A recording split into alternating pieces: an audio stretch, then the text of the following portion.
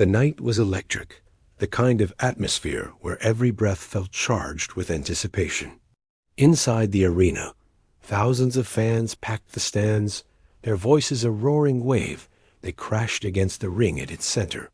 Spotlights sliced through the haze, catching glints of sweat and determination on the faces of two men who stood ready to etch their names into boxing history. JERWIN ANCAJAS, the Filipino warrior with dynamite in his fists, squared off against TAKUMA LNOUE, Japan's elusive maestro of speed and precision. This wasn't just a fight. It was a collision of wills, a test of heart, and a spectacle that promised to leave jaws on the floor. That the bell rang. Sharp and clear, slicing through the noise like a blade, round one exploded into motion. ANCAJAS prowled forward, his stance low, eyes locked on LNOUE like a predator sizing up its mark. His gloves were up, but his intent was clear. Land something heavy, something that would shift the fight in an instant. LNOUE, lighter on his feet, danced across the canvas, his movements fluid, almost effortless. He flicked out jabs, testing the distance, probing for an opening. The crowd leaned forward, sensing the chess match unfolding. Every feint, every step, carried the weight of strategy. ANCAJAS struck first, a crisp left hook that grazed LNOUE's cheek. The Japanese fighter slipped the follow-up right, his head movement a blur, and countered with a stinging jab that snapped ANCAJAS's head back. The exchange drew a roar from the crowd, a surge of energy that fueled the fighters. LNOUE's speed was dazzling, his ability to weave through ANCAJAS's power shots like threading a needle. But ANCAJAS was relentless, cutting the ring, forcing LNOUE toward the ropes. A body shot landed, a thudding blow that made LNOUE wince, and the Filipino's corner erupted, urging him to press the attack dot as the rounds ticked by. The fight found its rhythm, a brutal, beautiful dance of offense and defense. LNOUE's footwork kept him just out of reach, his counters landing with surgical precision. A right cross in the third caught ANCAJAS flush, rocking him for a split second, but the Filipino's chin held firm. He answered with a combination, a left to the body, followed by a right upstairs, each punch carrying the weight of a man who'd fought his way from nothing. The crowd was split, half chanting for ANCAJAS's raw power, half marveling at LNOUE's artistry. By the fifth round, both men were marked. ANCAJAS's left eye swelled slightly, a badge from LNOUE's pinpoint jabs. LNOUE's ribs bore the red imprints of ANCAJAS's bodywork, each shot sapping a bit more of his agility. The pace was relentless, neither willing to yield an inch. In the corner, ANCAJAS's trainer barked orders, telling him to double up on the body, to break LNOUE. Down. LNOUE's team, calm but urgent, reminded him to stick and move, to avoid the brawl ANCAJAS craved. The seconds ticked down, and the bell sent them back into the fray. The sixth was a turning point.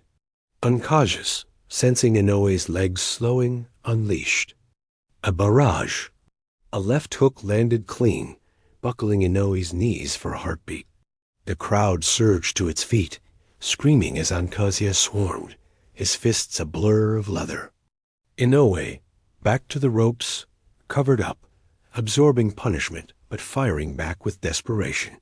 A counter uppercut slipped through, catching ANCAJAS and halting his onslaught. The round ended with both men trading in the center, neither backing. Down, their faces etched with defiance. The middle rounds were a war of attrition. LNOUE regained his composure, using the ring's full expanse to frustrate ANCAJAS. His jabs were like pistons, popping out to keep the Filipino at bay. But ANCAJAS adapted, slipping inside to land thudding shots to the midsection.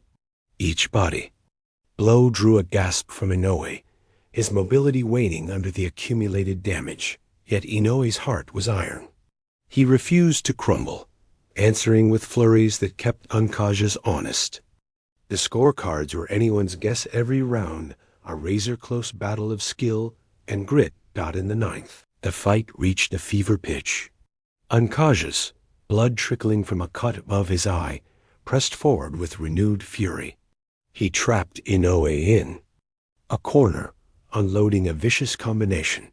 Left to the body, right to the head, another left that snapped Inoue's head sideways. The Japanese fighter's legs wobbled, and for a moment it seemed the end was near. But Inoue, summoning something deep within, clinched and survived, his arms locked around ANCAJAS until the referee broke them apart. The crowd was deafening, feeding off the drama unfolding. Inoue's resilience was a story in itself. Younger brother to a boxing legend, he carried the weight of a famous name, but fought with a hunger to prove his own worth. His counters in the tenth were a testament to that fire, a series of rights that staggered ANCAJAS and sent a ripple of shock through the Filipinos' fans. ANCAJAS, though, was no stranger to adversity. He'd risen from poverty, scrapping his way to a world title, and that same grit carried him through Inoue's rally. He bit down and fired back, a looping left hook that caught Inoue clean, reigniting the crowd. The championship rounds were a blur of heart and havoc. Both men, exhausted but unyielding, left everything in the ring. ANCAJAS's power shots echoed through the arena, each one a statement of his will to dominate. Inoue's speed, though diminished, still conjured moments of brilliance. A slipping counter here, a darting jab there. The 12th round was a fitting finale, both fighters trading. In the center, their faces battered, but their spirits unbroken. The final bell rang, and the arena exploded in applause, honoring a battle that had delivered on every promised dot as the fighters embraced. Respect replaced rivalry. The scorecards were read, a split decision that could have gone either way. ANCAJAS' hand was raised, his power and pressure edging out Inoue's finesse by the narrowest of margins. But there were no losers here. Inoue, head high, had proven he belonged among the elite. ANCAJAS, bloodied but triumphant, cemented his legacy as a warrior for the ages. The crowd chanted both names, a rare tribute to a fight that transcended. The result, the aftermath, was a whirlwind. Social media lit up with clips of the 6th round flurry, the 9th round drama, the 12th round stand. Fans debated the decision, some arguing Inoue's boxing deserved the nod, others insisting ANCAJAS's aggression carried the day. Analysts broke down the tactics, Inoue's masterful use of angles, ANCAJAS's relentless body attack. The fight was already being called a classic, a throwback to the days when boxing was about heart, skill, and leaving it all in the ring. For ANCAJAS, the win meant more than a belt. It was validation, a reminder to the world that he was still a force. He spoke post-fight of his family, of the sacrifices that fueled every punch. Inoue, gracious in defeat, vowed to return stronger, his eyes already fixed on a rematch. The boxing world buzzed with talk of a second clash, a chance to settle the score in a rivalry that felt far from finished. The night faded, but the echoes of the fight lingered. For those in the arena, it was a memory they'd carry forever, the kind of night where time seemed to stop, where every punch told a story. For those watching at home, it was a reminder of why they loved the sport. The raw, unfiltered drama of two men pushing beyond their limits.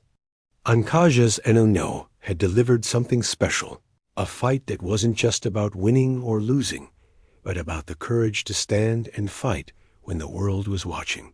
Days later, the highlight reels were still trending. Slow-motion shots captured the sweat flying off Inoue's face, the ripple of ANCAJAS's muscles as he landed a hook. Commentators called it a masterclass in resilience, a showcase of what makes boxing the ultimate test. Fans shared their favorite moments: the 6th round wobble, the 10th round rally, the final bell's embrace. The fight was dissected, celebrated, immortalized in the quiet of their respective corners. Both fighters recovered, their bodies bruised, but their spirits intact. ANCAJAS returned to the Philippines a hero, greeted by crowds who saw in him their own dreams. LNOUE, back in Japan, trained with renewed purpose, his loss a spark rather than a setback. The boxing world moved on, new fights, new stories, but the memory of that night held firm, a beacon of what the sport could be. The story of ANCAJAS and LNOUE wasn't over. Their paths would cross again, drawn together by the unspoken bond of warriors who'd shared a ring and bared their souls. Until then, the highlights would play on, a testament to a night when two men fought not just for glory, but for something deeper, something that resonated far beyond the ropes. The arena might have gone dark, but the light of their battle burned on. A reminder that in boxing, as in life, the greatest victories are forged in the fire of struggle.